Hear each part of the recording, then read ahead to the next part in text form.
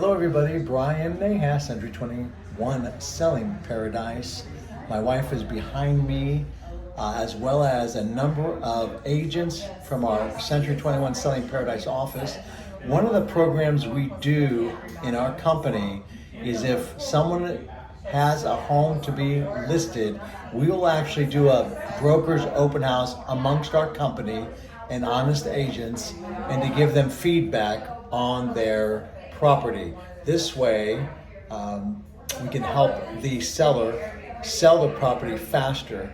Not only do the agents come through here and look at it for themselves, then they can think about some of the buyers that they have, and if this might be a house to match for them. And if it's priced too high, we get a copy of the comps, comparable market analysis, and we get to check out the property and then give honest notes back to the listing agent, so that they can get back to the client and tell them the things that we find might not be, could help improve it, for example.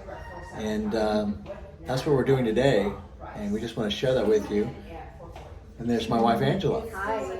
And so I'm just explaining a little bit about the broker's open house that we do at our office, which I don't think a lot of agencies do or have the resources to do it.